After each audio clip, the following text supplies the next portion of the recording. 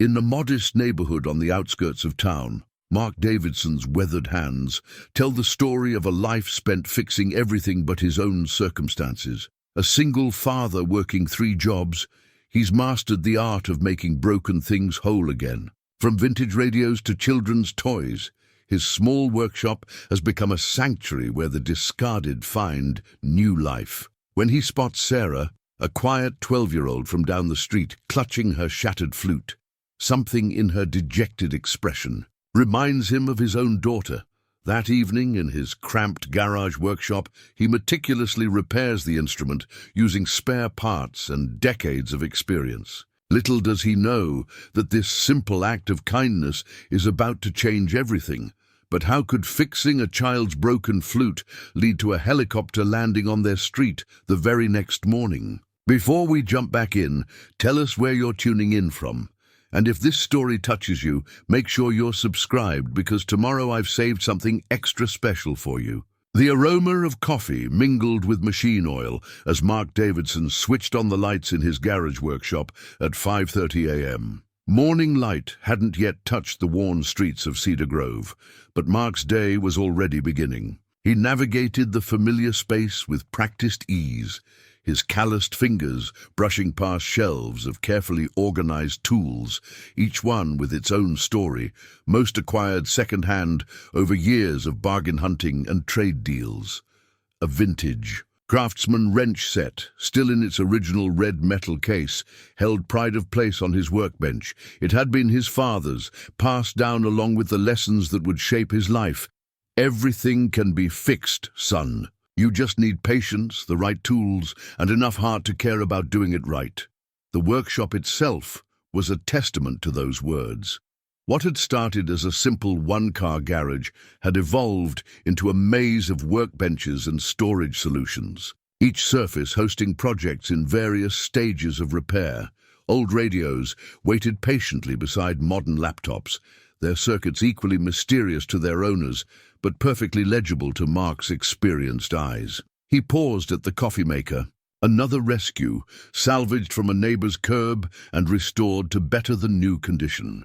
The machine now produced a perfect brew every morning, a small victory that started each day with a reminder of what skilled hands could accomplish. "Dad, you're up early again." Emma's voice carried from the doorway, still thick with sleep.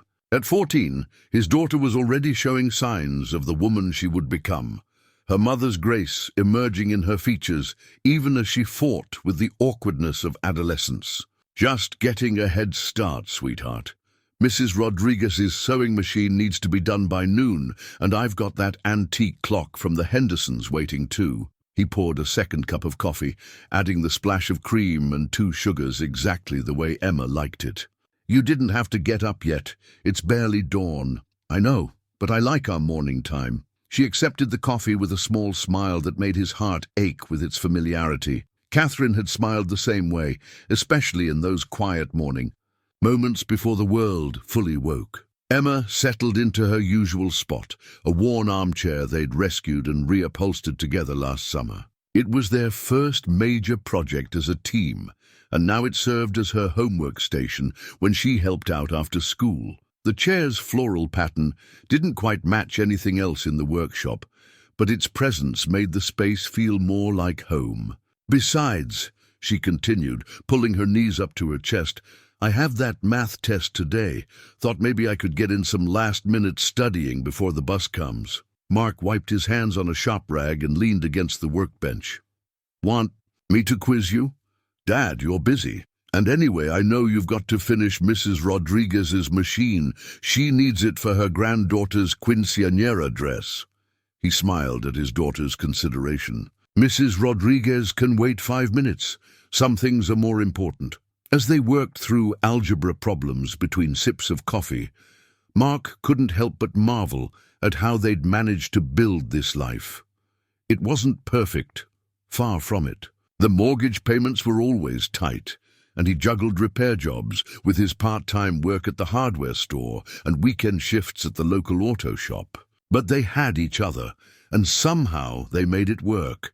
The workshop had become their sanctuary after Catherine passed away 3 years ago. While other men might have sought solace in a bottle or lost themselves in grief, Mark had thrown himself into his repair work. Every broken item that came through his door became a promise he could keep, a way to put something right in a world that sometimes seemed determined to fall apart. Emma understood this in her own way. She'd started spending more time in the workshop after school, first just doing homework, then gradually asking questions about his work. Now she could diagnose simple problems on her own, her young mind often spotting solutions that his experience-bound thinking missed. The morning. Light was growing stronger now, painting their quiet world in shades of amber. Soon, the neighborhood would wake up properly. Mr. Chen would shuffle past on his morning walk. Mrs. Peterson would begin her daily battle with her ancient sprinkler system, and the school bus would rumble down their street promptly at 7:15. "Time to get ready for school," Mark said, glancing at the clock he'd repaired for the community center last month. "You want me to make you some breakfast?" Emma gathered her books, shaking her head. "I'll just grab a granola bar. Don't worry about me, Dad." But worrying about her was as natural as breathing. He watched her disappear into the house, then turned back to his workbench. Mrs. Rodriguez's sewing machine waited, its mechanism frozen with decades of dust and disuse. Mark pulled his tools closer and began the familiar dance of diagnosis and repair, his hands moving with the certainty that came from years of practice. The morning passed in a blur of repairs and phone calls. Between adjusting the timing on the sewing machine and realigning the gears in the Henderson's clock, he took 3 more repair requests and confirmed his weekend shift at the auto shop.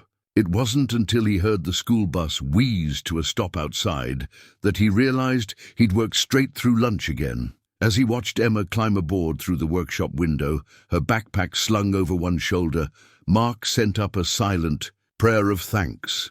Despite everything, the long hours, the tight budget, the endless juggling act of single parenthood, they were making it work. And if his daughter could face each day with that quiet strength of hers, then he could keep fixing whatever needed fixing, one broken thing at a time. The afternoon sun filtered through the workshop's dusty windows, casting long shadows across Mark's current project, a 1950s tube radio that had once been the pride of the Miller family. His fingers traced the Art Deco curves of its wooden cabinet as memories surfaced unbidden. Catherine had loved these old radios, especially the way they seemed to breathe life into a room even when silent. "Tell me again how you learned to fix these," Emma said, settling into her after-school spot with homework spread across her lap.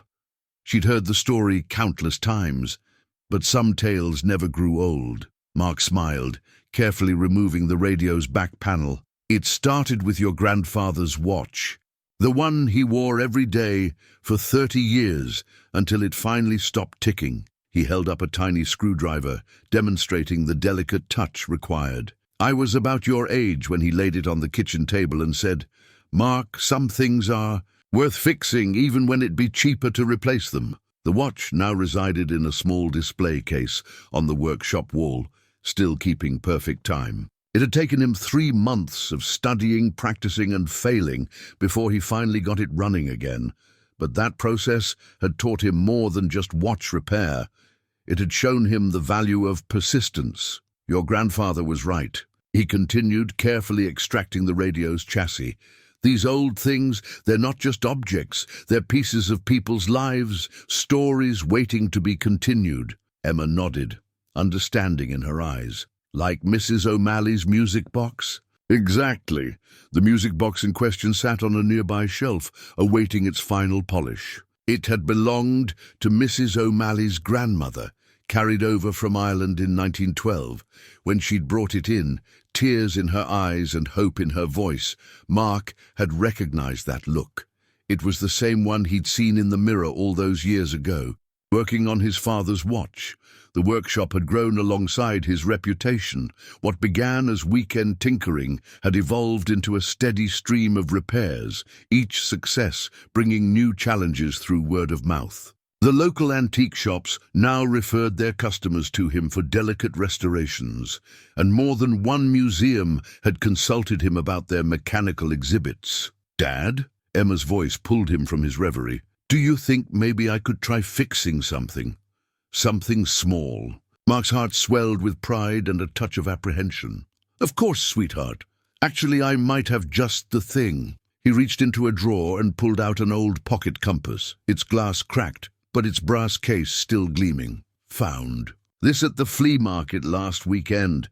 Thought it might make a good first project." Emma's eyes lit up as she set aside her homework. Mark cleared a space at the second workbench, the one he'd built last summer when she first started showing interest in repairs. It was slightly lower than his, better suited to her height, with its own set of basic tools arranged neatly in a beginner's kit. "First rule of repair," he began, falling naturally into teaching mode, "is to understand what you're working with.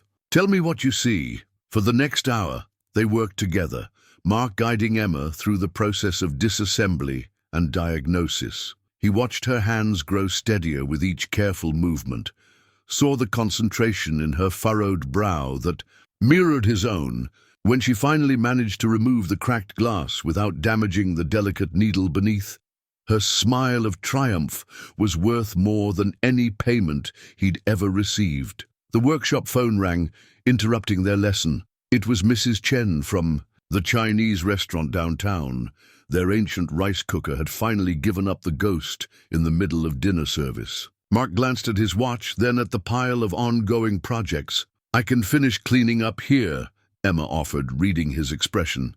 "You should go help Mrs. Chen. She always gives us extra dumplings when we order." Mark hesitated, looking at the compass parts, carefully arranged on Emma's workbench.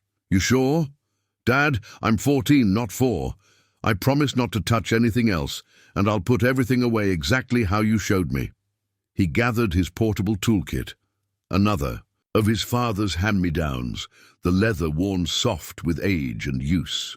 "I shouldn't be more than an hour. There's leftover lasagna in the fridge if you get hungry." "I know, Dad.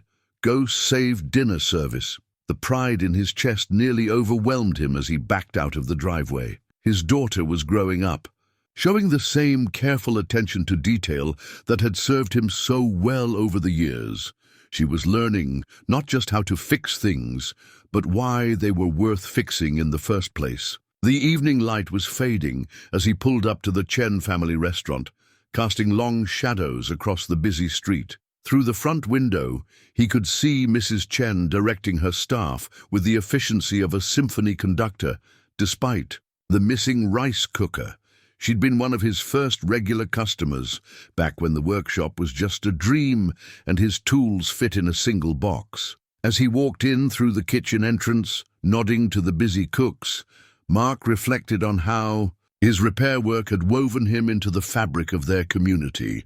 Every fixed appliance, every restored heirloom represented a connection, a thread in the tapestry of small-town life that had supported him and Emma through their darkest days. The rice cooker would be a simple fix, he knew, probably just a loose connection or a worn-out heating element, but he'd give it the same attention he gave every repair, because that's what these relationships were built on. Trust, care, and the understanding that sometimes the most important fixes weren't about the objects at all, but about maintaining the bonds between people who depended on each other. Later, driving home with the promised bag of extra dumplings. On the passenger seat, Mark thought about Emma working on that compass. Catherine would have loved seeing their daughter at the workbench, learning the family trade.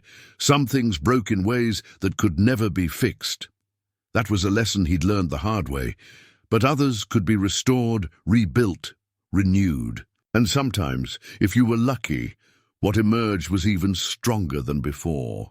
Zara Lynn stood at the bus stop, clutching her flute case as if it were the last lifeboat on a sinking ship. The morning air carried the first hints of autumn, but it wasn't the chill that made her fingers tremble.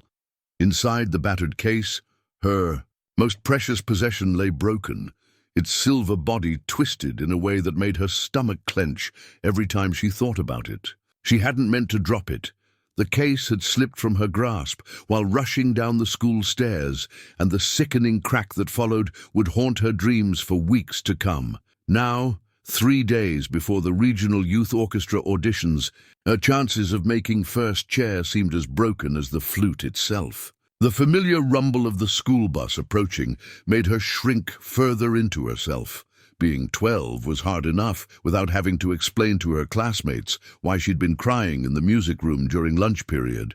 The other kids already thought she was strange, the quiet Asian girl who preferred practice rooms to playgrounds. "You okay there, Sarah?" Mr. Davidson's voice carried across his front yard where he was collecting his morning paper. She'd seen him around the neighborhood, always busy fixing things in his garage workshop. Emma, his daughter, was 2 grades ahead of her at school. Sarah managed a small nod, but her hands tightened around the flute case. The bus was getting closer, and with it, another day of pretending everything was fine. Another day of sitting in orchestra class, unable to play, watching her dream of first chair slip away. "That's your flute, isn't it?" Mr. Davidson had moved closer, his expression kind beneath its usual layer of worry lines. "I've heard you practicing sometimes when I'm working in the garage." Beethoven's Ninth, right? The part from the last movement? Surprise momentarily overcame her anxiety. "You know classical music?" He smiled, and something about it reminded her of her grandfather back in San Francisco. "My late wife, Catherine, she was a music teacher, piano and violin mostly, but she loved all classical music, said it was like mathematics for the soul." The bus was turning onto their street now. Sarah glanced at it, then back at the flute case. Before she could stop herself, words tumbled out in a rush. "It's broken. I dropped it yesterday, and now it's all twisted, and the auditions are on Saturday, and I can't afford to get it fixed because Mum's away on business again, and my aunt doesn't understand why it's so important, and—" She broke off, mortified to feel tears welling up. Mr. Davidson's expression shifted to one of quiet concern. "Would you let me take a look at it? After school, I mean. I fix all sorts of things in my workshop. Maybe I could help." Hope flickered briefly before reality crushed it. "But it's a professional instrument. Mom got it from a special maker in Boston. It's not like fixing a toaster or a radio." "Tell you what," he said as the bus wheezed to a stop beside them. "Bring it by after school anyway. No promises, but sometimes things aren't as unfixable as they seem." Throughout the school day, Sarah's mind kept returning to Mr. Davidson's offer. The flute had been her mother's last gift before the business trips became longer and more frequent. Victoria Lynn was a powerful woman in the international art world, and that meant she was rarely home. Sarah lived with her Aunt Grace, who tried her best but didn't understand why anyone would want to spend hours practicing scales instead of going to the mall. The flute was her connection not just to music, but to her mother. It was a Burkhardt, elite, handcrafted by one of the best flute makers in the country. When her mother had presented it to her last Christmas, she'd said it was an investment in Sarah's future. "Music opens doors," she'd explained, during one of their increasingly rare video calls. "It's a universal language in the circles you'll move in someday." But Sarah didn't care about moving in circles. She cared about the way the flute felt like an extension of her breath, how she could pour all her loneliness and confusion into its silver voice and have it transformed into something beautiful. During long nights when she missed her mom, or days when she felt invisible at school, the flute was her constant companion. In orchestra class, she sat silently while others practiced the audition piece. Her stand partner, Jessica, kept shooting. Her curious looks, but Sarah couldn't bring herself to explain. Jessica was nice enough, but she treated music like just another extracurricular activity, something to put on college applications someday. By the time the final bell rang, Sarah had made up her mind. Mr. Davidson couldn't possibly make things worse than they already were. She walked the 3 blocks to his house, each step measured by the weight of the broken instrument in her hands. Emma answered her tentative knock on the workshop door. "Dad said you might be coming by. Come on in. He's just finishing up with Mrs. Rodriguez's sewing machine." The workshop was nothing like Sarah had imagined. Instead of the cluttered chaos she'd expected, she found an organized space that reminded her of her grandfather's study. Tools hung in careful arrangements on pegboards, and works in progress sat on labeled shelves. The air smelled of coffee and machine oil, with a hint of wood polish. Mr. Davidson looked up from his workbench, where an elderly woman was examining a repaired sewing machine with evident delight. "Ah, Sarah, give me just a minute to finish." "Up here." Sarah watched as he demonstrated the machine's restored functions to Mrs. Rodriguez, explaining each adjustment in patient detail. There was something reassuring about his careful movements, the respect with which he handled the old machine. After Mrs. Rodriguez left, clutching her restored treasure and pressing a bag of homemade tamales into Mr. Davidson's hands, he turned, his full attention to Sarah. "All right, let's see what we're dealing with." With trembling fingers, Sarah opened the flute case.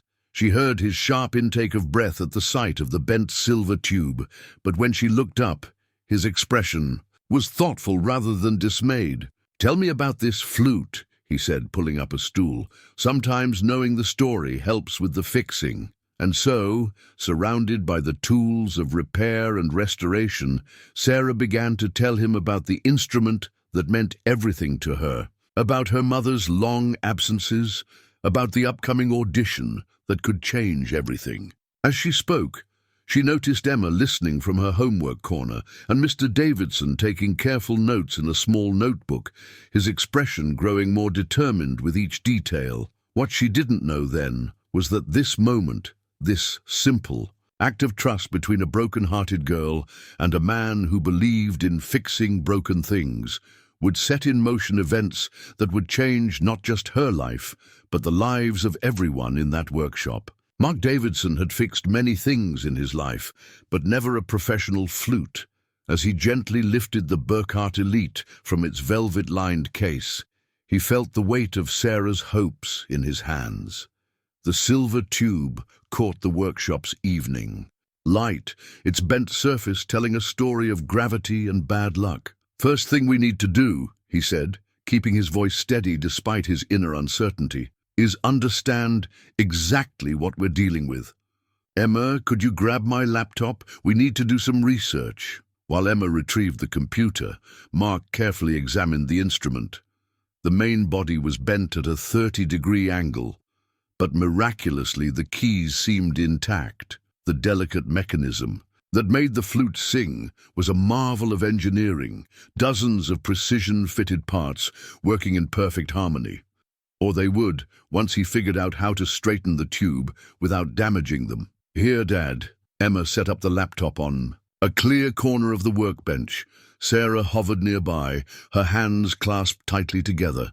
For the next hour, they studied flute repair tutorials and technical diagrams. Mark took meticulous notes, occasionally muttering to himself as he compared the online information with the instrument before him. The more he learned, the more he understood the complexity of the task.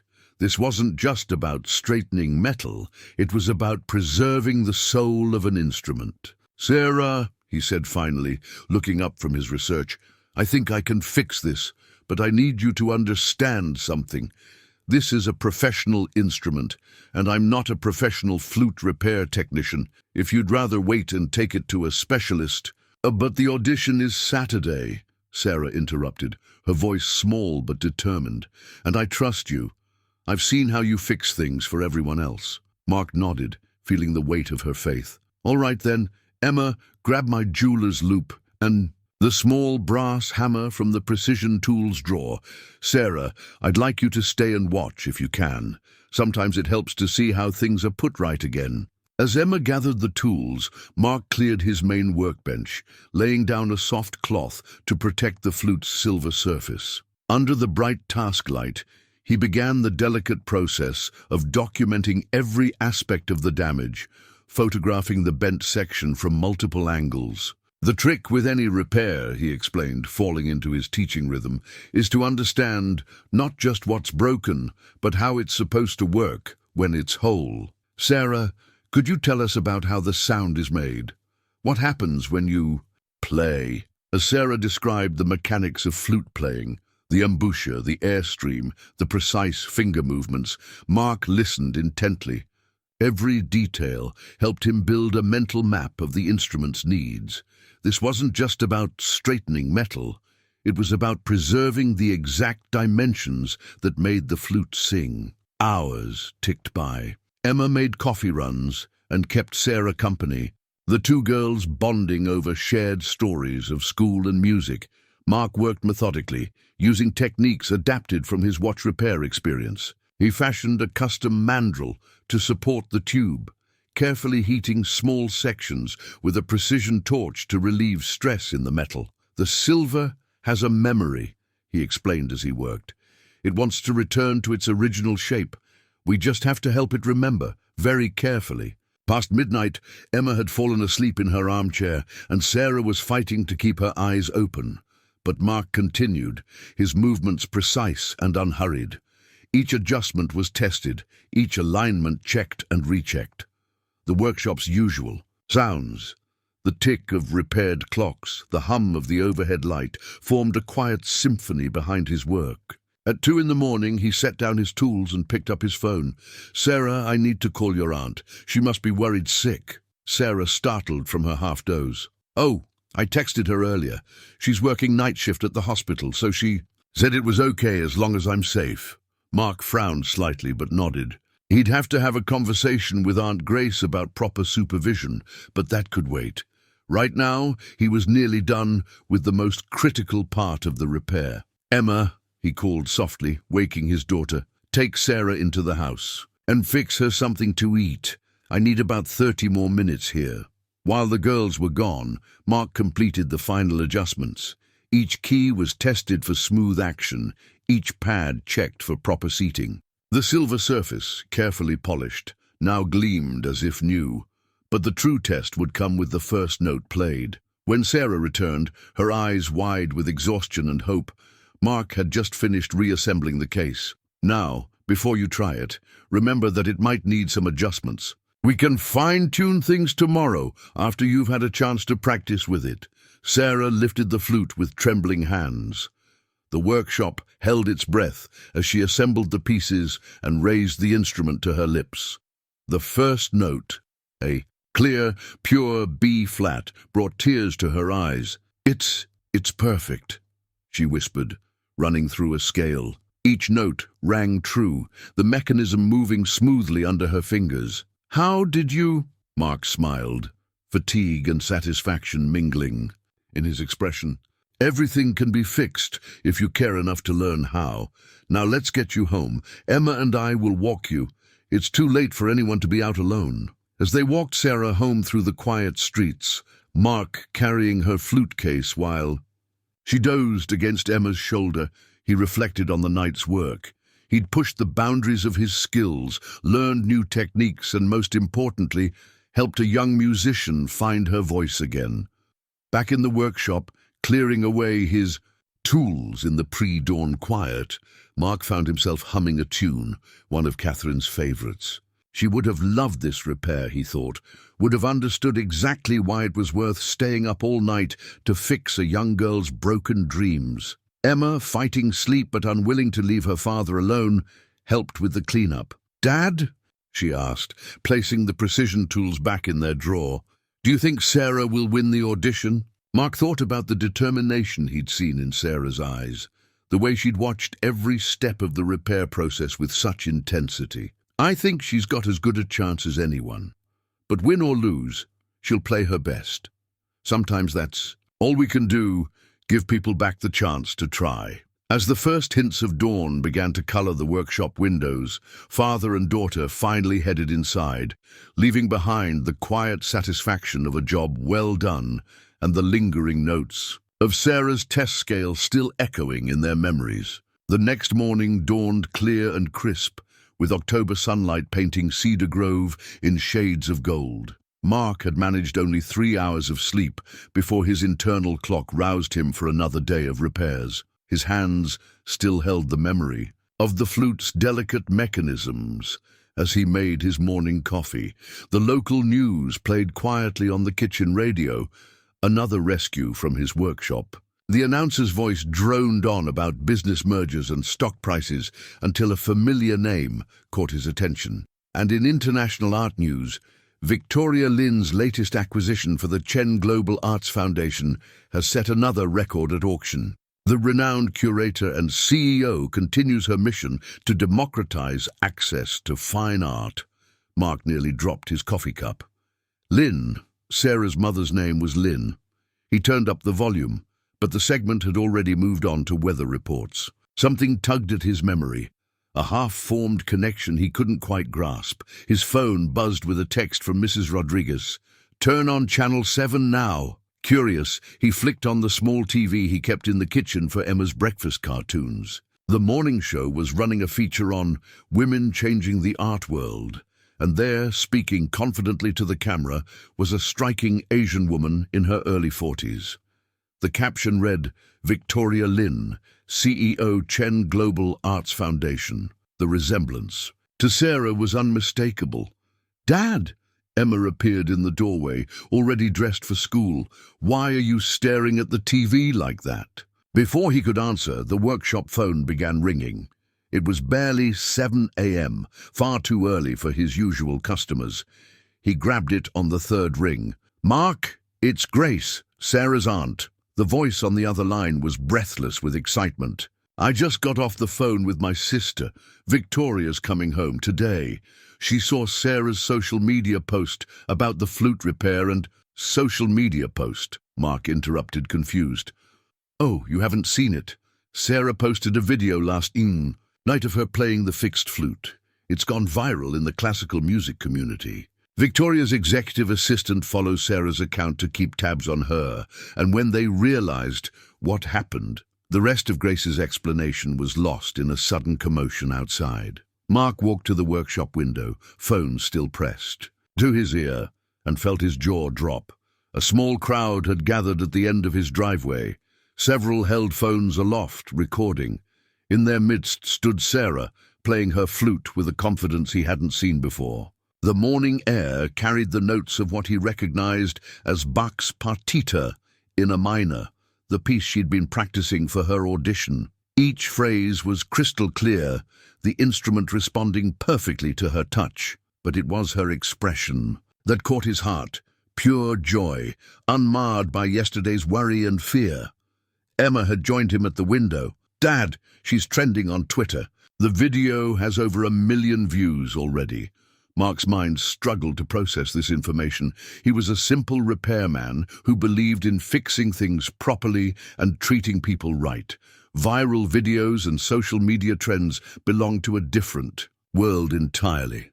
The performance ended to enthusiastic applause from the growing crowd. Sarah lowered her flute, beaming, then caught sight of Mark in the window. She waved excitedly, gesturing for him to come outside. "Mr. Davidson!" she called as he stepped onto his porch. "I hope you don't mind. I couldn't sleep last night, so I made a video thanking you and showing how perfectly you fixed it. I only shared it with my music friends, but then they shared it, and then some really famous flautists shared it. And then—" She trailed off as a sleek black car pulled up to the curb. The crowd parted as a professionally dressed woman emerged from the back seat, her designer heels clicking on the pavement. Sarah's eyes widened. "Mom!" Victoria Lin moved with the assurance of someone used to commanding attention. But as she approached her daughter, Mark saw something else in her expression: relief, love, and perhaps a touch of regret. "I saw your video, sweetheart," she said softly. "It was all over my news feeds this morning. When I realized what happened to your flute, and then saw how this gentleman had fixed it." She turned to Mark, extending her hand. "Mr. Davidson, I presume? I'd very much like to thank you properly for helping my daughter." Before Mark could respond, more vehicles began arriving. A news van pulled up, followed by several expensive-looking cars. His quiet neighborhood was rapidly becoming a circus. "Perhaps we should continue this conversation inside," he suggested, gesturing toward the workshop. "Emma, could you put on Some coffee? I have a feeling we're going to need it." As they moved inside, Mark caught fragments of conversation from the gathering crowd.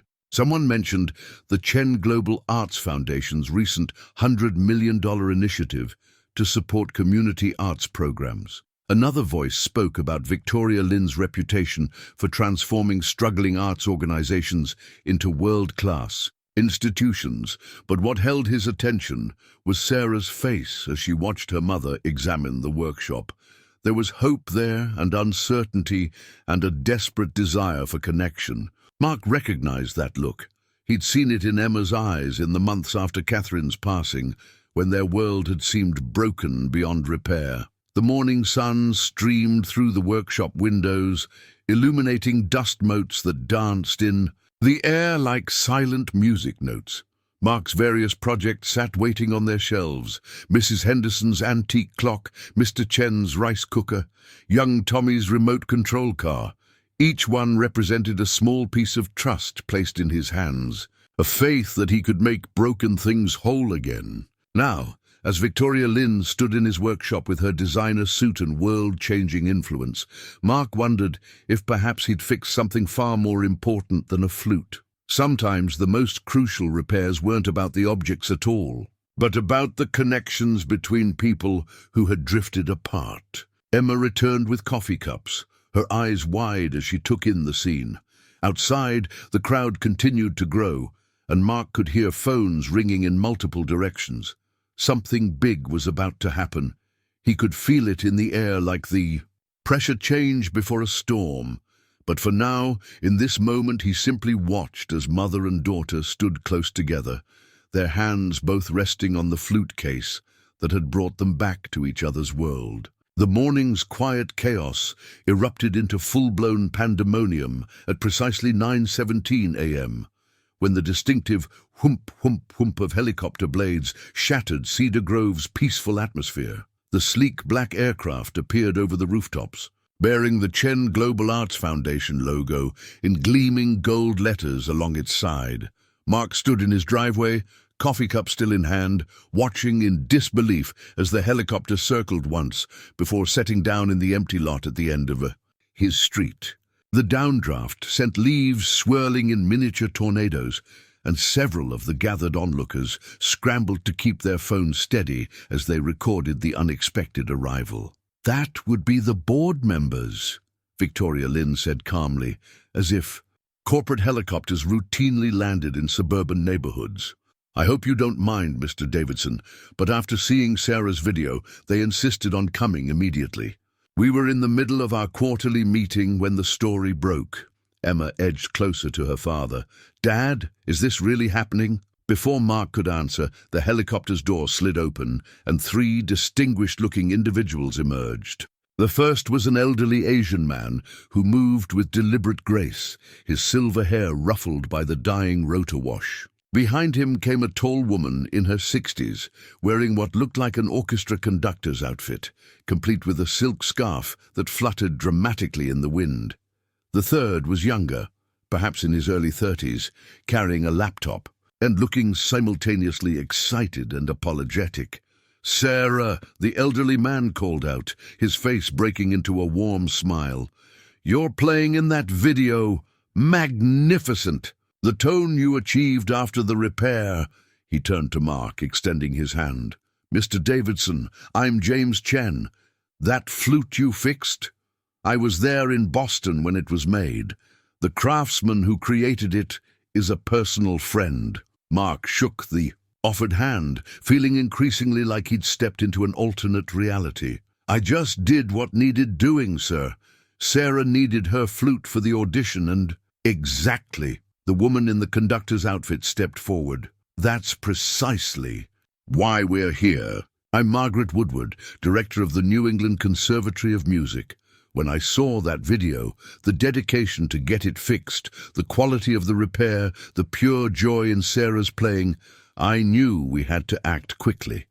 The younger man, with the laptop, had set up a small mobile workstation on the hood of a nearby car.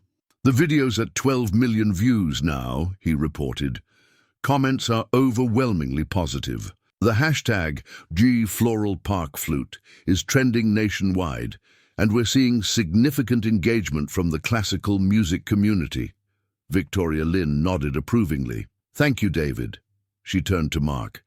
"Mr. Davidson, Mark, what you did last night, staying up until dawn to repair Sarah's flute.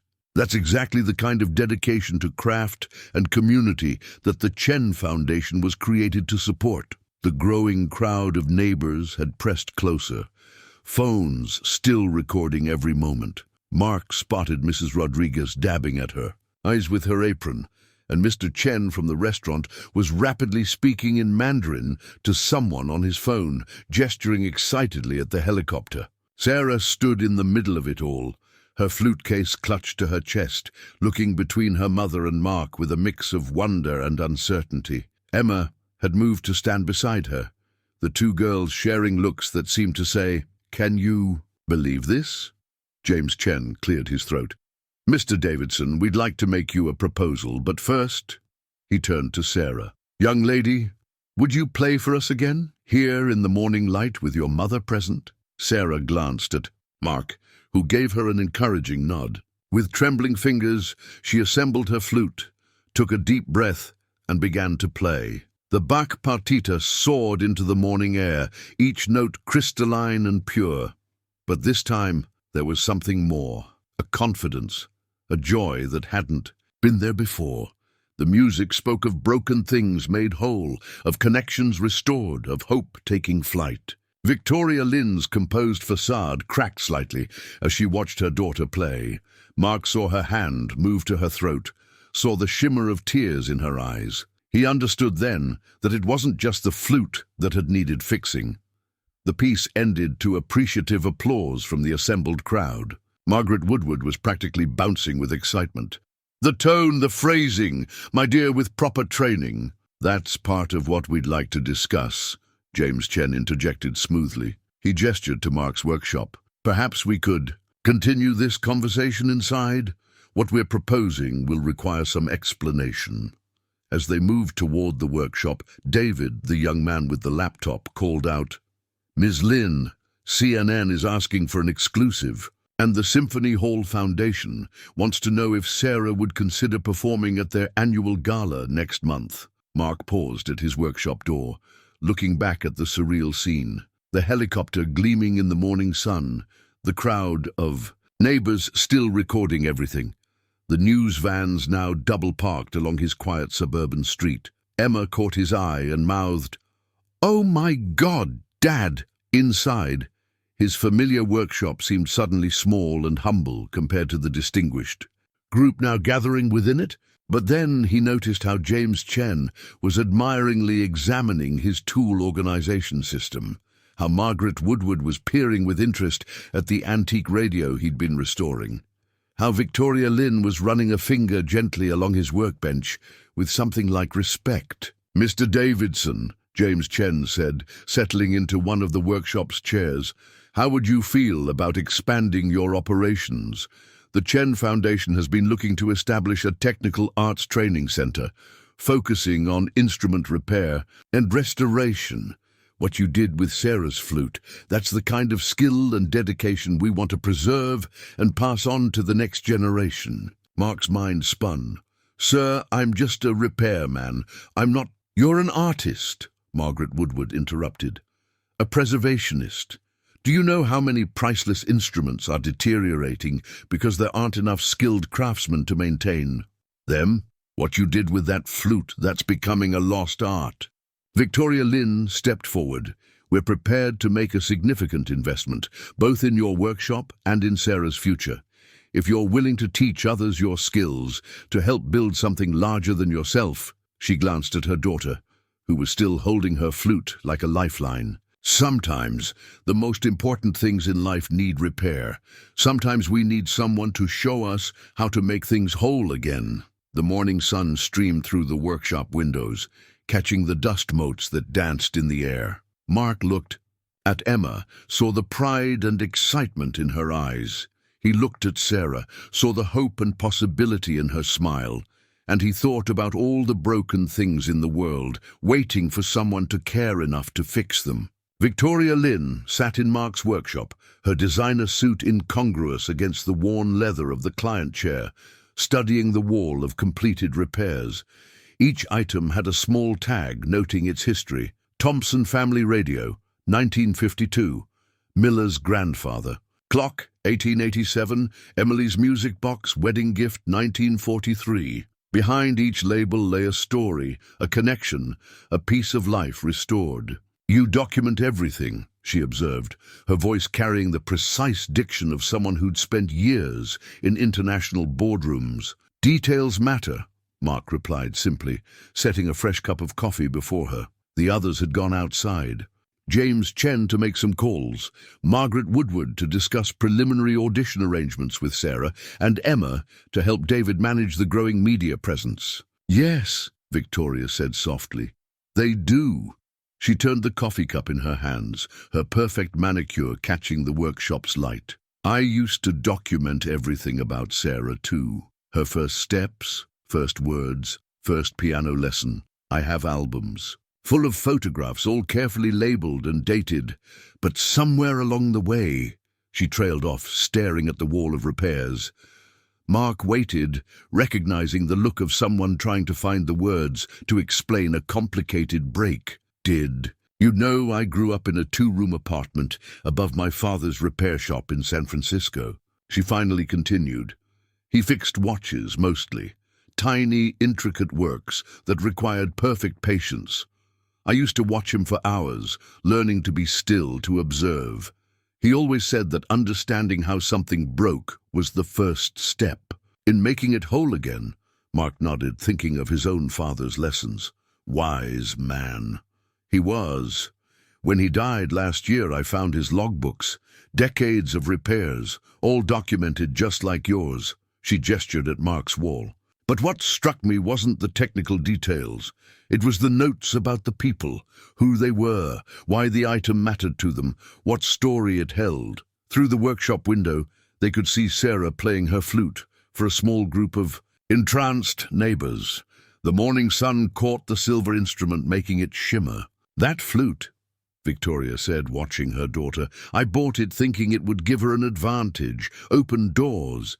What I didn't realize was that she needed it for something else entirely." Her composed facade cracked slightly. "She was using it to speak to me, wasn't she?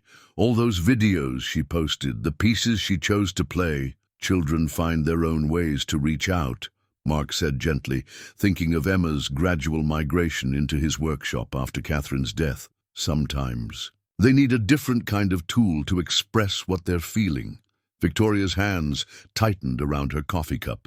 "When I saw her video last night, the way she looked when she played that first note after you fixed it, I realized I'd broken something far more precious than a flute. I've been so focused on building this legacy, this foundation, that would democratize access to the arts." She gave a small, bitter laugh. "And all the while, I was missing the most important audience of all." Mark moved to his workbench, picked up the notebook where he documented the flute repair. "Would you like to see how we fixed it?" he offered. Sarah watched every step. She understood the process, asked intelligent questions. "She has your father's eye for detail, I think." Victoria took the notebook with trembling hands, reading through the careful notes and diagrams. "She does, doesn't she? I never made the connection, but the way she approaches music, it's exactly how my father approached his repairs. Patient, methodical, seeking to understand the whole before addressing the parts." Outside, Sarah had finished playing. Through the window, they could see her deep in conversation with Margaret Woodward, her face animated as she discussed technique and interpretation. Emma stood nearby, beaming with pride at her new friend's success. "Mr. Davidson," Victoria began, then corrected herself. "Mark, what you've proposed, teaching others, preserving these repair skills, it's exactly what the foundation needs. But I think perhaps it's also what Sarah and I need. A way to understand how things break and how they can be fixed." She stood, smoothing her suit with an automatic gesture. "The foundation can provide everything you need to expand: space, equipment, apprentices. We'll set up scholarships, create a proper curriculum. But, she paused, choosing her words carefully. Would you be willing to take on 2 students who need to learn about more than just repairs? Mark thought about his own journey with Emma, how working side by side at the bench had helped them rebuild their life after Catherine's death, how the simple act of fixing broken things had given them a language to discuss their own healing. Every repair starts with understanding, he said, echoing her father's wisdom, and sometimes the most important fixes aren't the ones you can see. Victoria's carefully maintained composure softened into a genuine smile. My father used to say something similar. He'd tell me, Tori, everything that's broken teaches us something about being whole. She looked out at Sarah again, her expression wistful. I think perhaps it's time I learned that lesson again. The workshop's familiar sounds surrounded them.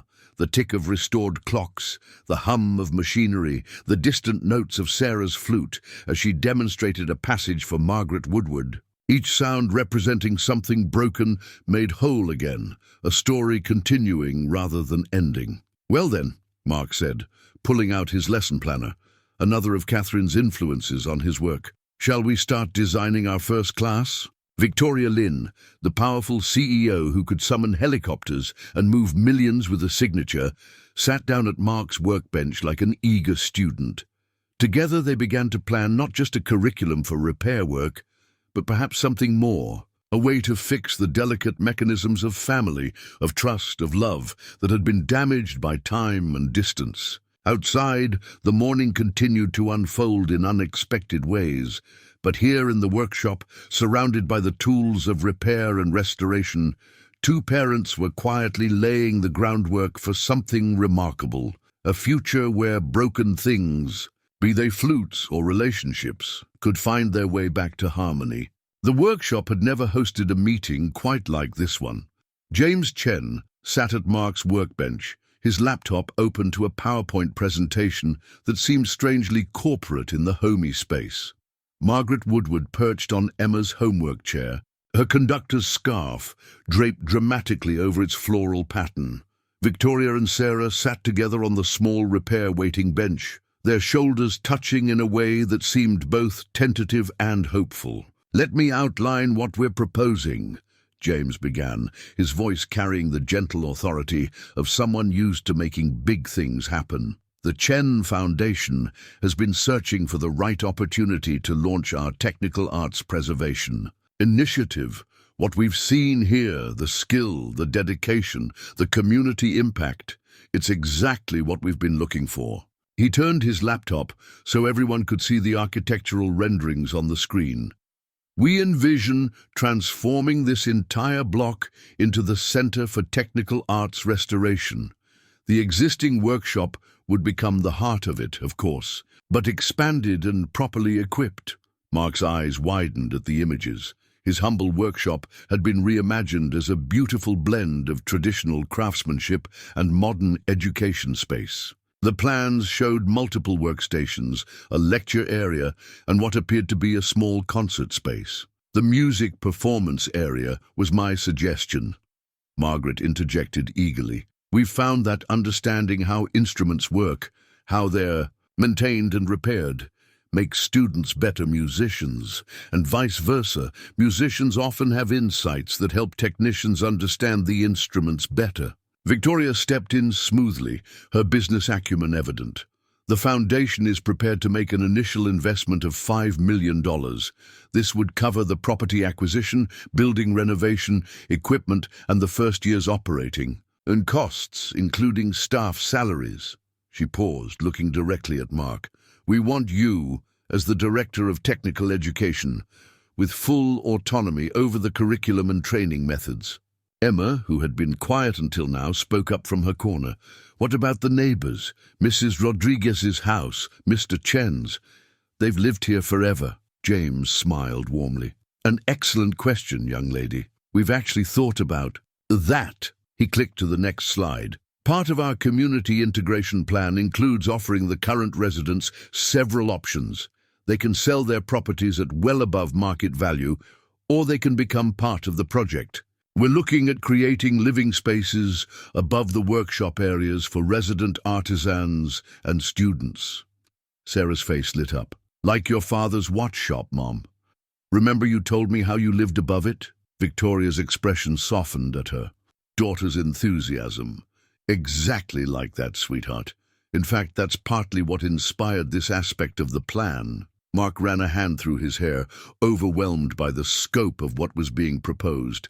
It's incredible, but I'm just a repairman. Teaching a few apprentices is one thing, but running an entire school? Margaret leaned forward intently. That's precisely why we want you, Mr. Davidson. You understand that this isn't just about technical skills. It's about preservation, about connecting people to their precious objects and memories. We've seen how you document everything, how you take the time to understand not just what's broken, but what the repair means to people. Besides, James added, you wouldn't be alone. We're assembling a team of administrative support staff, and Victoria has agreed to serve as executive director, handling the business aspects while you focus on the technical and educational components. Mark glanced at Victoria, surprised. She nodded confirmation. I'm relocating the Foundation's East Coast office here. It's time I was closer to home. Her hand found Sarah's and squeezed gently. David, who had been quietly taking notes on his tablet, spoke up. The social media response has been extraordinary. The Floral Park Flute is still trending, and we're getting inquiries from potential students and artisans worldwide. There's clearly a demand for this kind of traditional craftsmanship education. The morning sun had climbed higher, casting warm light across the workshop's organized chaos.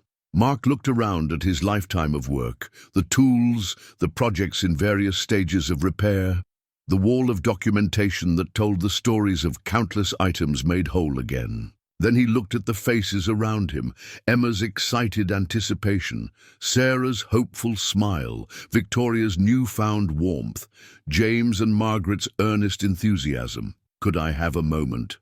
He asked quietly. Just to think. Of course, James replied. Why don't we all step outside? I believe the local news crew was hoping to get some footage of Sarah playing her flute anyway. As the others filed out, Emma lingered. Dad? What do you think Mom would say about all this? Mark's throat tightened. Catherine had always believed in him, had encouraged him to teach others even when he doubted himself. She'd been the one who suggested he start documenting his repairs, saying that someday those stories might matter to more than just his customers. I think, he said slowly, she would tell me that sometimes the best way to honor the past is to build something new with it. Emma nodded, her eyes bright. That sounds like Mom. She hugged him quickly, then stepped back. For what it's worth, I think you should do it. Not just for us, but for all the other broken things out there waiting to be fixed. Through the window, Mark could see Sarah playing her flute again, her mother watching with undisguised pride. The gathered crowd had grown, neighbors mingling with news crews and foundation staff. Mrs. Rodriguez was passing out homemade tamales, while Mr. Chen from the restaurant gestured animatedly as he talked with James about the project. This wasn't just about fixing objects anymore. It was about preserving knowledge, building community, creating opportunities for healing and growth. It was about taking everything he'd learned about repair, about patience, about understanding, about the importance of getting the details right and using it to make something larger than himself. Mark touched the worn leather of his tool. Ouch! Thinking of all the repairs it had helped him complete over the years. Then he thought of all the repairs still waiting to be made, all the stories still waiting to be continued. He stepped to the door and beckoned James and Victoria back. Inside. I have some ideas about the curriculum, he said simply, and about how we can make this work for everyone. Their faces broke into matching smiles, and Mark knew that this was the beginning of something extraordinary, something that would take all his skill, all his patience, all his heart. But then, weren't those the ingredients of every worthwhile repair? That evening, after the news crews had departed and the helicopter had lifted off in a swirl of autumn leaves, the Davidson home settled into an unusual quiet. Mark and Emma sat at their kitchen table, a pile of foundation documents between them, sharing a pizza that Mrs. Rodriguez had insisted on sending over. "They're offering full college scholarships," Emma said, pointing to one of the papers with a pizza-greasy finger. "Not just for me, but for any children of the staff. And look, there's a whole section about apprenticeships for local students." Mark nodded, still processing the day's events. "It's generous, almost too generous." "Dad," Emma put down her slice and fixed him with a look that was pure Catherine. "Are you thinking about saying no? Because if you are, that would be crazy. Like actually crazy." A knock at the back door interrupted his response. Sarah and Victoria stood on the steps, carrying what appeared to be an elaborate dessert box from the city's finest bakery. "We come bearing stress food," Victoria announced, her corporate polish softened by a tentative smile. "I remember your wife mentioned once that you loved tiramisu, Mark, in that interview she did for the local paper about the workshop." Mark blinked in surprise. "You found that article?" "I had David pull everything he could find about the workshop's history," Victoria admitted. "I like to be thorough in my research." She paused, then added more softly, "And I wanted to understand the legacy we're asking you to build upon." They cleared space at the table, and Emma brought out plates and forks. The tiramisu was indeed excellent, but more important was the comfortable silence that settled over them as they ate. Four people whose lives had been unexpectedly intertwined by a broken flute and a late-night repair. "I received 17 messages from other parents at Sarah's school today," Victoria said finally, "all asking if you could look at their children's instruments. Apparently, there's quite a backlog of repairs needed, but most technicians either charge too much or aren't taking new clients." "That's true," Sarah added. "Jessica from orchestra, her violin has a crack that's getting worse, but her mum said the repair shop in the city quoted 3 months wait time." Mark thought about his own growing wait list, the careful juggling of projects and priorities. "There's definitely a need, but this plan of yours, it's so much bigger than just instrument repair." "It has to be," Victoria responded. "What you do here, it's not just about fixing things. It's about preserving skills, building community, keeping stories alive. The foundation can provide resources and structure, but we need your heart, your understanding of why these repairs matter." Emma cleared her throat. "Can I say something?" When everyone nodded, she continued, "Mum used to tell her students that music isn't just about playing notes. It's about connecting people, sharing emotions, making something beautiful together. Isn't that what you do too, Dad? You don't just fix things. You help people keep their connections to what matters." Sarah nodded eagerly. "That's what I tried to show in my video. It wasn't just about the flute being fixed.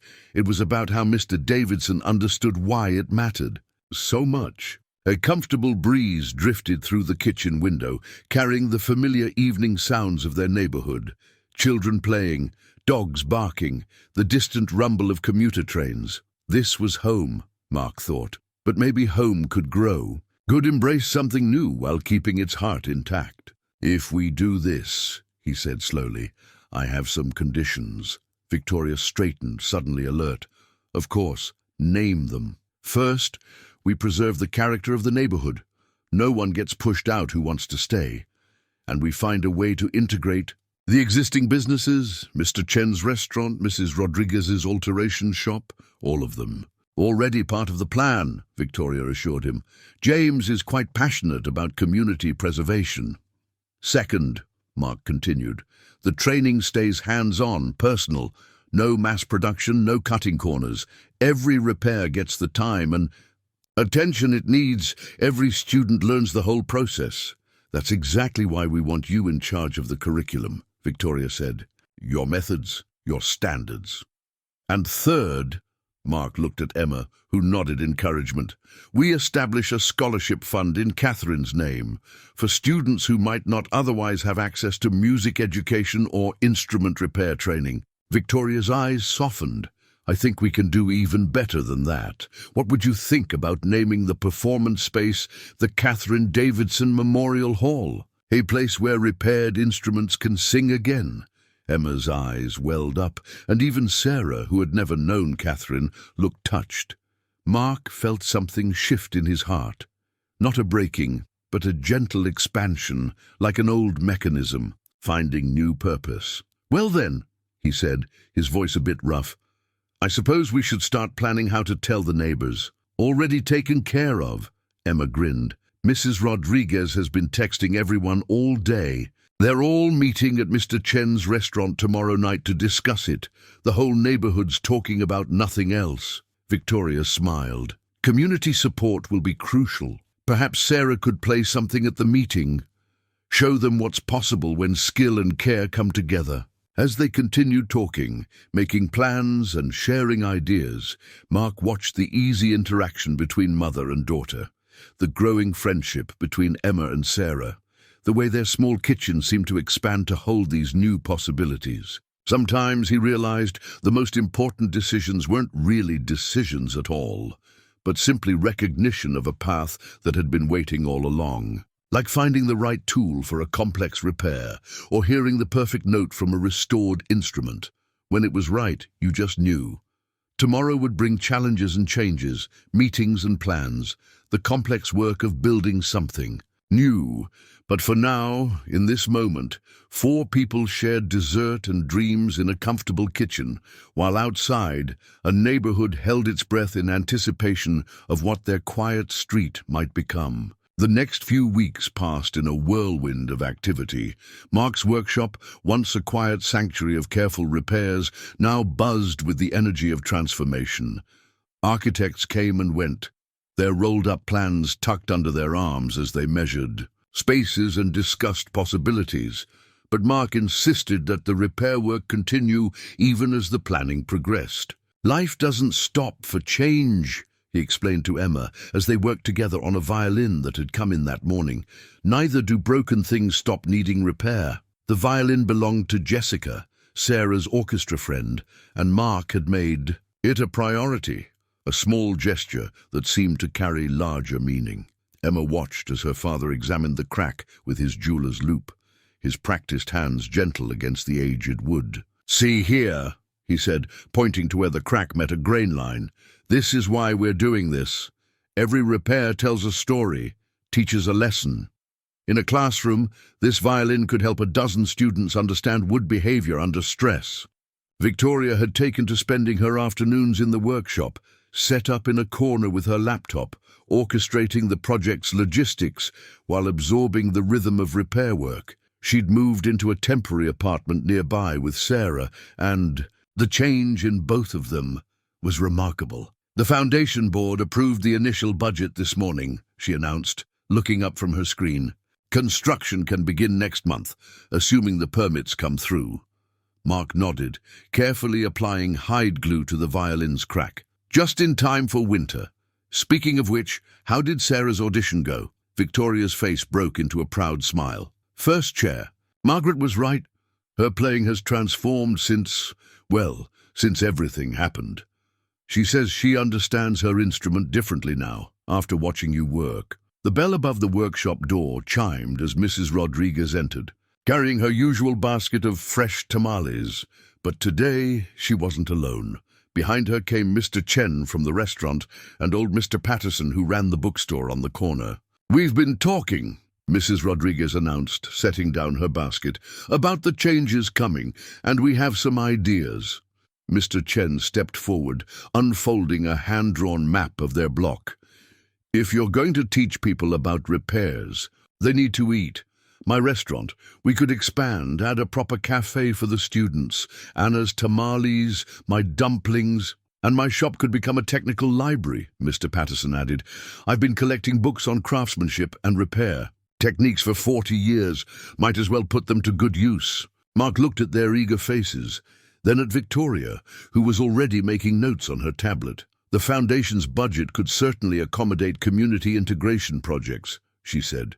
In fact, it's exactly the kind of organic growth James was hoping for.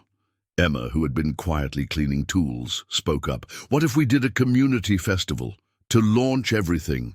Sarah could play and Dad could do repair demonstrations and everyone could see how it's all going to work. Together, the idea caught fire immediately. Mrs. Rodriguez began planning menus, Mr. Chen started calculating seating arrangements, and Mr. Patterson promised to curate a special display of technical manuscripts. As the workshop filled with excited conversation and planning, Mark felt Catherine's absence sharply.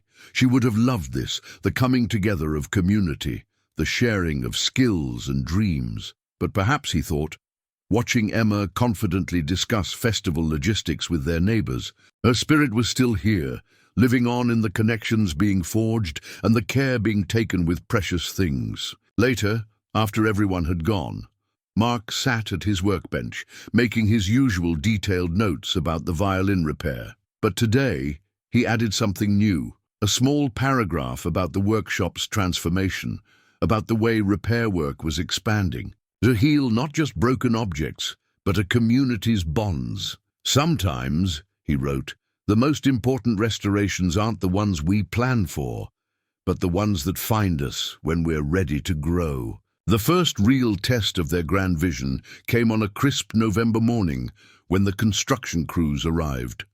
The steady rhythm of hammer and saw replaced the quieter sounds of Mark's repair work, and dust from the renovation next door crept into every corner of the workshop despite their best efforts to seal the windows. Maybe we should temporarily relocate, Victoria suggested, watching Mark wipe construction dust off a precious Stradivarius violin that had just arrived for restoration. The instrument's owner, a touring virtuoso, had read about the workshop online and flown in specifically to entrust it to Mark's care. No, Mark said firmly, carefully replacing the violin in its case. People know where to find us here. They trust this place. We adapt, but we don't stop. Emma had taken to wearing a dust mask while doing her homework, making her look like a young surgeon bent over her textbooks, but she didn't complain, even when the power saw next door drowned out her music practice. "Dad," she called out one afternoon, "there's someone here to see you about an apprenticeship." The young man who entered wore clothes that had seen better days, but his eyes were keen and his hands, Mark noticed, showed signs of careful work. "Name's Miguel Rodriguez," he said. "I'm Mrs. Rodriguez's grandson. I've been fixing cars since I was 12, but what you're doing here, this is what I want to learn." Mark glanced at the half-demolished wall, the construction chaos, then back at Miguel's earnest face. "We're not exactly set up for teaching yet." "I don't mind," Miguel replied. "I can help with the construction too. I want to be part of this from the beginning." Victoria, who had been quietly observing, stepped forward. "We could create a pilot apprenticeship program," she suggested. "Work out the curriculum details with actual students before the formal launch." And so, amid the dust and noise of construction, the first class of the Technical Arts Center began with a single student. Miguel proved to be a natural, his mechanical background giving him an intuitive understanding of how things worked, or didn't work. "It's like a symphony," he said one day, carefully dismantling a music box mechanism. "All these parts working together to make something beautiful." Sarah, who had taken to spending her after-school hours in the workshop, looked up from her flute practice. "That's exactly what it's like. When one thing's out of alignment, you can hear it in the whole piece." The construction brought other changes too. Mr. Chen's restaurant now served lunch to the construction crews, testing new recipes for the future cafe. Mr. Patterson had begun cataloguing his technical books, discovering rare volumes that would prove invaluable to future students, but with growth came challenges. The parking situation became a nightmare, with construction vehicles competing for space with repair clients. The noise made delicate work more difficult, and Mark found himself working later into the evenings when things were quieter. One night, As he was finishing up a particularly tricky clock repair, he found Emma asleep at her homework desk, a half-finished essay about community transformation on her laptop screen. Carefully, he draped his work jacket over her shoulders, just as he used to do when she was smaller. "You know," Victoria's voice came softly from the doorway, "we could hire someone to help with the basic repairs, give you more time to develop the teaching program." Mark shook his head. "Every repair is a lesson, even the simple ones. That's something my father taught me. There's no such thing as a basic repair when it matters to someone." Victoria nodded, understanding. She'd been learning too, rediscovering the patience she'd known in her father's watch shop. Sarah asked if she could invite some of her orchestra friends to see the renovation progress, she said. "They're all curious about where they'll be able to bring their instruments for maintenance." "Of course," Mark replied, making a mental note to clear some space for visitors. They should see that good things can come from temporary chaos. Outside, the construction lights cast long shadows across the workshop floor, while the evening breeze carried the mingled sense of sawdust and Mrs. Rodriguez's cooking. Change was happening, faster than anyone had expected, but at its heart, the workshop remained what it had always been, a place where broken things could be made whole. Again, where stories continued rather than ended. Miguel would return tomorrow for another lesson. Sarah would practice her flute in whatever quiet corner she could find, and Emma would keep documenting everything in her journal, capturing this transformation one day at a time. The dust would settle, the walls would rise, and somehow they would all grow together into something new and stronger than before. The day of the community festival dawned clear and cool, with just enough autumn crispness in the air to make the hot chocolate and cider stations popular. Mr. Chen had transformed the construction site into an outdoor cafe space with strings of lights crisscrossing overhead and the aroma of both Chinese and Mexican cuisine mingling invitingly. Mark stood in his workshop doorway, taking in the scene. The construction crews had worked overtime to ensure the site was presentable, and temporary platforms created spaces for demonstrations and performances. Mr. Patterson's technical book display occupied one corner, featuring everything from Victorian repair manuals to modern conservation texts. "Ready?" Emma appeared beside him, carrying his tool belt. She'd polished every implement until they gleamed, a small gesture that touched him deeply, almost. He adjusted his collar, conscious of the new shirt Victoria had insisted he wear for the occasion. "Is Sarah prepared for her performance?" "Mom's helping her warm up behind Mr. Chen's restaurant," Emma replied, the word "mom" slipping out naturally in reference to Victoria. Neither of them commented on it, but Mark felt a warm flutter in his chest at this sign of their evolving family dynamic. The festival had drawn a larger crowd than expected. Music students and their parents mingled with local residents and professional musicians who'd heard about the Technical Arts Center. James Chen circulated through the crowd with Margaret Woodward, while David live-streamed the event for the Foundation's social media. Miguel had set up a repair demonstration station, carefully showing visitors the basics of mechanism maintenance. His grandmother watched proudly from her tamale stand, occasionally calling out suggestions in Spanish. "Mr. Davidson," a young violin student tugged at his sleeve, "could you show us how you fixed Jessica's violin, the one with the crack?" Before he knew it, Mark was surrounded by eager faces as he demonstrated the repair techniques he'd used. Victoria appeared with a microphone, and suddenly his informal demonstration was being broadcast to the whole festival. "The key," he explained, holding up the restored violin, "is understanding that every instrument has its own voice, its own story. Our job isn't just to fix the physical damage, but to preserve that voice, to help continue that story." The violin's owner, Jessica, stepped forward to play a brief piece, the instrument's tone pure and true. The crowd applauded, and Mark saw several other musicians patting their instrument cases, perhaps thinking of repairs they'd been postponing. Then it was time for Sarah's performance. The temporary stage had been positioned perfectly, with the workshop as a backdrop.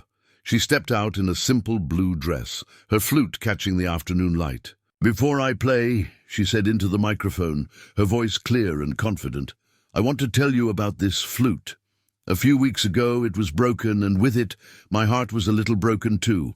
But in this workshop both were repaired by someone who understood that fixing things is really about fixing connections between people, between past and present, between what we dream and what we can become." The piece she played wasn't the Bach from her audition, but rather a new composition she'd been working on with Margaret Woodward's guidance. It wove together classical themes with something more personal, echoes of Chinese folk songs her grandfather might have heard in his watch shop, hints of the workshop's rhythmic sounds, and through it all, a thread of hope and renewal. Mark watched the audience's faces as she played. He saw parents dabbing at their eyes, musicians nodding in appreciation, and neighbours beaming with pride. This was what Catherine had always understood about music, what his father had taught him about repair work, that at its heart, it was all about connection. The festival continued into evening, the overhead lights twinkling on as the sun set. Mr. Chen's dumplings and Mrs. Rodriguez's tamales disappeared equally fast, while Mr. Patterson found himself promising to start a weekly book club focused on craft and restoration techniques. As the crowd began to thin, Mark felt a gentle touch on his arm. Victoria stood there, her professional polish softened by genuine emotion. "You've built something remarkable here," she said softly. "Not just the center, but this community, this feeling of possibility." Mark looked around at his expanded family, Emma and Sarah chatting with Miguel about an antique radio he was restoring, the neighbors who had become partners in this venture, the students eager to learn the art of repair. "We all built it," he replied.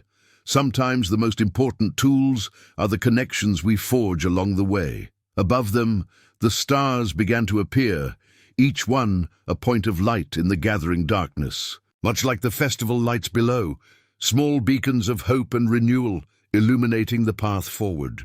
Winter settled over Cedar Grove, but the workshop remained warm with activity and newfound connections. Victoria and Sarah had found a small house just 2 blocks away, close enough for Sarah to stop by after school, but far enough to maintain everyone's independence. The renovation crews worked through the cold, their progress visible in the rising walls of the new Technical Arts Center. One evening, as snow fell softly outside, Mark looked up from a delicate music box repair to find his workshop fuller than usual. Emma sat at her homework desk, occasionally consulting with Sarah about a math problem. Victoria had claimed her usual corner, laptop open but largely ignored, as she watched Miguel demonstrate a technique to a visiting student. "It's like a dance," Miguel was explaining, his hands moving confidently over the mechanical parts. "Each, a piece, has its own rhythm, its own way of moving with the others." Sarah nodded enthusiastically. "That's exactly how it feels when you're playing in an orchestra. Everything has to move together or nothing works right." The bell above the door chimed as Mrs. Rodriguez entered, stamping snow from her boots. She carried her usual basket, but today she also brought a small package wrapped in faded paper. "Miguel," she called to her grandson, "I found something in the attic, your grandfather's old watchmaking tools. I thought perhaps—" She trailed off, emotion catching in her throat. Miguel carefully set down the piece he was working on and crossed to his grandmother. Together, they unwrapped the package, revealing a worn leather case containing precision instruments that spoke of years of careful use. "He would be so proud," Mrs. Rodriguez whispered, watching Miguel gently touch each tool. "To see you learning, carrying on the tradition of fixing precious things." Victoria looked up from her laptop, her expression soft with understanding. "My father's tools are in storage in San Francisco," she said quietly. "I've been thinking of having them shipped here for the center's historical collection, but maybe," she glanced at Sarah, "maybe they should be used instead of displayed." Mark watched these interactions, seeing the threads of connection strengthening between them all. The workshop had always been a place of repair, but now it was becoming something more. A place where families could heal, where traditions could bridge generations, where new bonds could form around the shared value of making broken things whole again. Emma caught his eye and smiled, understanding. They didn't need words to acknowledge how their own small family had expanded, enriched by these new connections. The loss of Catherine would always be there, but the space around that loss had grown warmer, filled with new forms of love and support. Outside, the snow continued to fall, wrapping their corner of the world in quiet white. Inside, the workshop hummed with the gentle sounds of repair work, quiet conversation, and the occasional burst of laughter. It wasn't just objects being fixed anymore. It was hearts, hopes, and histories, all carefully mended and made stronger at the places that had once been broken. Symphony Hall glowed with warmth against the winter evening as families filed in for the regional youth orchestra competition. In the green room, Sarah stood with her flute case, surrounded by her newly expanded support system. Mark, carefully, gave the instrument one final check, though he'd already inspected it thoroughly that morning. "Remember," he said, adjusting a key spring that only his trained eye could see was slightly off, "it's not just about the notes. It's about the story you're telling." Victoria squeezed her daughter's shoulder. "Your grandfather used to say something similar about his watch repairs, that each tick carried a story forward in time." Emma, who had insisted on coming despite a mountain of homework waiting at home, added, "You've got this, Sarah. That flute's been through worse and came out singing." Mark watched as Sarah took the stage, noting how she held herself differently, now more confident, more connected to her instrument. As she began to play, he could hear in every note the journey they'd all taken together. The music spoke of broken things made whole, of connections restored, of new beginnings built on carefully preserved foundations. In the audience, the Chen Foundation board members sat alongside Mrs. Rodriguez, Miguel, and other workshop regulars.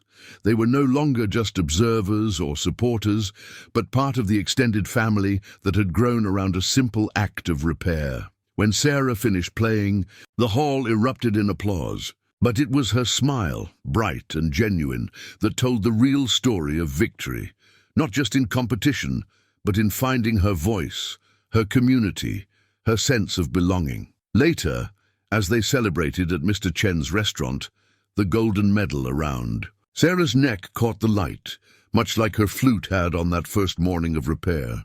Mark looked around at the faces gathered there, his daughter, Victoria, Sarah, their neighbors and friends, and understood that sometimes the most important competitions aren't won on stage, but in the quiet moments of healing and connection that lead up to it. Spring arrived with a surge of new life at the Technical Arts Center. The renovation was complete, transforming Mark's humble workshop into something that somehow managed to be both grander and just as welcoming. The original workshop space remained largely unchanged, but it now opened into a larger facility where students learned the art of repair. On this particular morning, Mark stood in the doorway between old and new, watching Miguel guide a group of apprentices through the basics of mechanical movement. Through the windows, he could see the cafe where Mr. Chen and Mrs. Rodriguez had combined their culinary talents, creating a space where students and craftspeople could gather and share stories. "Mr. Davidson," a young apprentice approached, holding a violin bow with reverence. "I think I understand now what you meant about feeling the history in these repairs." Mark smiled, remembering his own moments of discovery. The center had already welcomed students from across the country, each bringing their own stories and broken treasures to repair. But more importantly, they brought their passion for learning, for preserving, for understanding the delicate art of making things whole. Again, Victoria appeared beside him, her tablet in hand, but her attention on the students. "The foundation board is amazed by what we've accomplished here," she said softly. "They're talking about using this as a model for other communities." The workshop's original wall of repair tags had grown, spreading into the new space, but maintaining its personal touch. Each repair still got its own tag, its own story, its own place in the continuing narrative of renewal and restoration. Emma, home from her college visit to a prestigious engineering school, was showing Sarah her acceptance letter. Their friendship had deepened into something like sisterhood, strengthened by shared experiences and mutual understanding of what it meant to be part of this unique family. Outside, the spring breeze carried the mingled scents of cherry blossoms and fresh coffee from the cafe, while the sound of practice instruments and careful repair work created its own kind of symphony. The Technical Arts Center had become exactly what they'd hoped, not just a school, but a community, a place where broken things and broken spirits could find their way back to harmony. 1 year to the day after Sarah first brought her broken flute to Mark's workshop, the Technical Arts Center hosted a special concert in the Davidson Memorial Hall. The space, with its perfect acoustics and warm wooden panels, had quickly become a favorite venue for local musicians. Sarah stood on stage, her flute catching the light, just as it had that first morning. But now she wasn't alone. She was accompanied by other young musicians whose instruments had all passed through the center's careful restoration program. Together, they played a piece that Margaret Woodward had commissioned specifically for the anniversary, titled The Repair Shop Symphony. In the audience, Mark sat between Emma and Victoria, listening to the music that seemed to tell their story. He could hear echoes of his workshop sounds in the percussion, the gentle ring of his tools in the triangle, the steady rhythm of repair work in the strings. Miguel sat with his grandmother, both of them beaming with pride. He had developed into an exceptional instructor, combining his natural mechanical ability with the patience he'd learned from Mark. Mrs. Rodriguez had taken to bringing her tamales to every student recital, while Mr. Chen's dumplings had become a mandatory part of the center's graduation ceremonies. The foundation's investment had paid off beyond anyone's expectations, but the true measure of success wasn't in the numbers or accolades. It was in moments like this, when music and craftsmanship came together to create something greater than the sum of its parts. After the concert, as families and friends mingled in the reception area, Mark found himself back in his original workshop space. The familiar tools still hung in their places. The worn workbench still stood ready for the next repair. Some things hadn't changed, and that was exactly as it should be. A small sound made him turn. Sarah stood in the doorway, her flute case in hand, smiling at some private thought. "I was just remembering," she said, "how scared I was that first day, bringing you my broken flute. I never imagined where it would lead." None of them had imagined it, Mark thought. But sometimes the best repairs were the ones that surprised you, that grew beyond the original break to create something entirely new and wonderful. As twilight settled over Cedar Grove, Mark stood in his workshop doorway, watching the last of the anniversary concert attendees make their way home. The Technical Arts Center hummed with the gentle afterglow of celebration, while strings of lights twinkled in Mr. Chen's cafe garden. Emma appeared at his side, her college acceptance letter still tucked in her pocket. "Mum would have loved this," she said softly, leaning against his shoulder. "All of it. She does love it," Mark replied, his voice warm with certainty. "Every time someone brings in something precious to repair, every time a student learns to make something whole again, that's her legacy living on." Through the window, they could see Victoria and Sarah walking in the garden, their heads close together in conversation. The distance that had once existed between them had been repaired as surely as any broken instrument, their relationship stronger for having been carefully restored. Miguel was closing up the student workshop, his grandfather's tools now well used, but still cherished. Under his guidance, a new generation was learning that some things were worth taking time to fix properly. Mark touched the worn edge of his workbench, feeling the smooth spot where decades of careful work had polished the wood. Some things changed, and some remained the same, and wisdom lay in knowing the difference.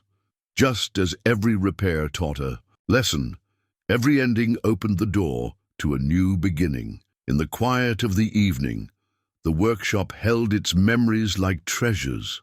A broken flute that led to healing, a community that came together to build something extraordinary, and the endless possibility of making broken things whole again.